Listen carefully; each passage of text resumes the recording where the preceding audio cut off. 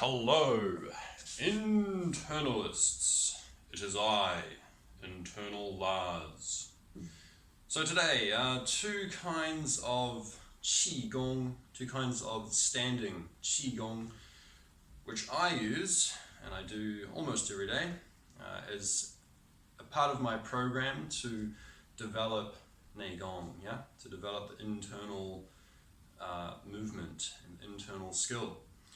So the first thing, if you want to do these exercises, these two pile standing exercises, it's important to have the right idea and the right mindset about NeiGong.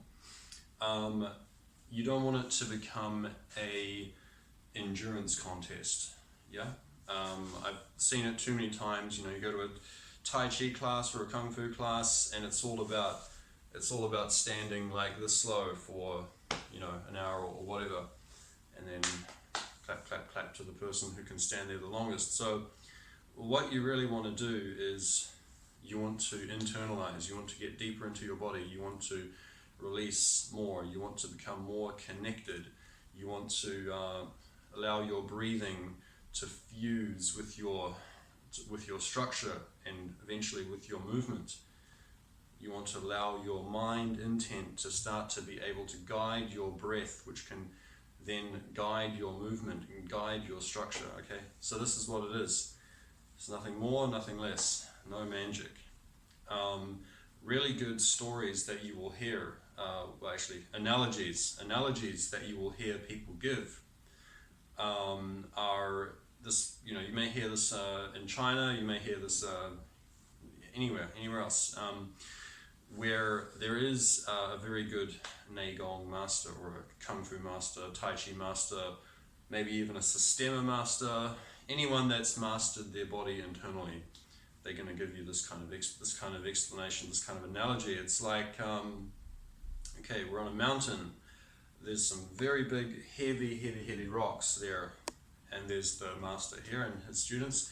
New guy comes along, and he's like, I don't really believe in this Tai Chi, NeiGong, Sistema, internal movement thing that you're doing. It sounds a bit far-fetched. I'm a big, strong guy, and you're quite small. I'm pretty sure I can just pick you up and throw you, punch you, lock you up, do some BJJ on you, whatever.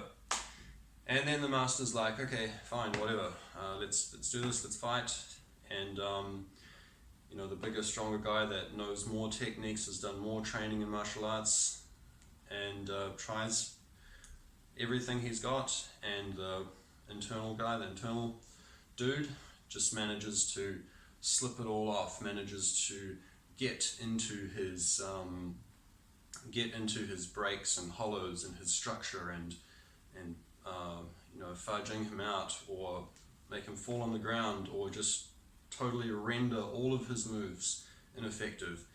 And then eventually the guy gives up and says, wow, it's really true. You have some kind of internal skill that really is able to render my, everything I used on you ineffective. How is it that you can do this? You look very powerful. You must be strong. You must have some kind of, powerful energy in you.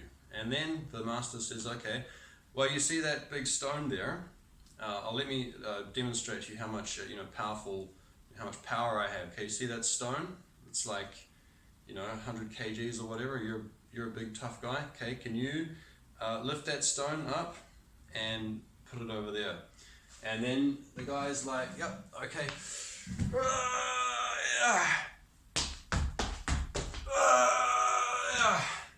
Puts the stone down and then says, yes, I did it. And then the master says, well, you see what you just did there? I couldn't do that. I don't have that, strength in me to even be able to do that, what you just did. However, when you come and attack me, and you try and do your BJJ or your MMA or, whatever you've got on me, I'm able to render your movement ineffective. This is the power that I have. It's not something that you can see from the outside. It's something very, very, very intricate, very internalized. So this is what we are pursuing when we are doing NeiGong exercise, or when we are doing QiGong exercises to in pursuit of NeiGong, to develop the NeiGong. So I know there are other kind of ideas about NeiGong and what it can potentially do, like that it's that there is an aspect of NeiGong that actually improves your strength as well. And of course it can, because your body is becoming more efficient. So of course, if you become more efficient, yeah, you may be able to lift up heavier staffs and poles and weapons, more easily than other people. So if there is another aspect of NeiGong which you believe I'm missing here, please leave it down in the comment section. Tell me all about it. Enlighten me as to what I'm missing about NeiGong. So, but this aspect of NeiGong that I'm talking about, please be very clear about it. Okay, developing the internal skill. So let's talk about two kinds of NeiGong. Actually, there are three. One is kind of the natural one, and then there's two variations with holding the hands up. So the first thing that you should know, okay, you should practice, is just natural stance. Okay, so not without even holding your hands up here, just hands down by your sides, and feet do not have to be in any special alignment. You do not have to have the outside edge of the feet aligned with each one. You see, the heels can be in, the heels can be out a little bit, or whatever. You just stand how you feel comfortable, but the most important thing is that you must hinge in the hip here. You must tuck the tailbone in under. You must have that point here at the top of the head pulled up. You must have the chin slightly in, okay? These basic points, basic NeiGong points. So you must meet those criteria, okay? The alignment criteria. The tailbone, the waist, the hips hinging, the chin here tucked in to align the 3 points, okay? The 3 points on a straight line, which is the bai hui, the perineum, okay? Between the anus and the genitalia, there is a point there. So this bai hui point, where the hair swirls into a point, it's also the point if you draw a line from one tip of one ear over to the other, it crosses this point here. So this line and this line crosses over, the hair swirls in there. That's your bai hui, okay, which means 100 meeting points, okay? So this point and the perineum, and the third point is what we call the wuji center point, which is if you would draw a line from your mingmen, okay, which is between like L3 and L4 or something like that, and then your chi hai point, okay, here, the point which is about 1 fist below the navel here, okay. If you would draw a line directly through the body and you divide that into 5 lines, 5 points, the first 2 points being on the outside, the third point being in the very center, and then another point between point 1 and point 2, and between point 3 and point 4. Okay, don't worry about those 2 points, but the point in the very center, that's what we call the wuqi point, or the wuji point. Okay, so these 3 points need to be aligned. The one on the very top of the head, the wuqi point, and the one which is between the anus and the genitalia, okay, the perineum. So to achieve those 3 points lined up on a straight line, you must meet these basic criteria, which is the chin chuck slightly in. You have to adjust that until you feel, oh yeah, it's about right, yep, tucked in, okay, and then the hips, the tailbone here cannot stick out, it must be pulled under, okay, pulled under. And then you basically need to deepen your awareness inside of your body and start to actually feel that geometric alignment and move closer and closer and closer to perfect alignment, okay, use your mind.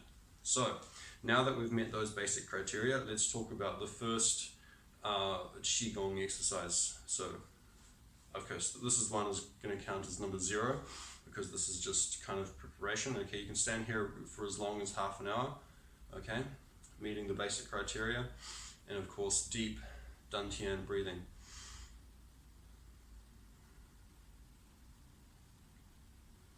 Okay, let everything sink down, let the chi sink down to the waist, bai hui pointing up, and mostly you want to work on relaxing the shoulders here, okay, relieving tension in the shoulders, letting both these shoulders drop down, yeah.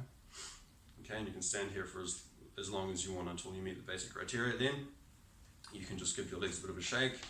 Okay, move around like this, move your hips around to prepare for the next one. Okay, so the next one, there are 2 variations as I mentioned. First one is the heels do not have to be parallel. Okay, the outside edges of each foot do not need to be parallel, which means that the heels will be a little bit going in like this. And because the heels are a little bit going in like this, so the elbows do not need to be out like this. Okay, the elbows should be dropped down and aligned with that heel alignment. Okay, so like this. Okay, from the side here, like this. Drop down, okay? And then you drop down, and because your heels are going back, basically the geometry is that you need to imagine you're standing inside of the circle. The back of the circle is basically going over those backs of the heels there. And the front of the circle is there's more space here, okay? And it's closing into the back and it's opening out of the front, okay? So that's why these elbows need to be allowed to drop down, okay, to match those heels. Drop down like this, okay? So it's not out like this, it's drop down like this, and nice and relaxed. And you just sink down here and do your breathing and internalize yourself, relax your mind, okay? You can use many different kind of visualizations for this. You can imagine that you're in the big ocean of the universe, and you can feel the waves coming through your body, yeah? Or you can just stand here and just relax and clear your mind. Deep breathing and eyes focus. You don't want to let your eyes dart around all over the place, okay? And stand here and focus for about 25 to 30 minutes. In the beginning, of course, you're only going to be able to do like 5-10 minutes or whatever, because you may have tensions and stuff. But in order to relieve those tensions, you basically just have to do this one, okay, without the arms up. Because with your arms up here, and if there's tensions in here, it's, you're going to be like shaking, okay? You wouldn't be able to stand there for more than like 5 minutes anyway. So it's important, if there are tensions, then spend more time doing this, or even sitting meditation on the ground, okay, to focus on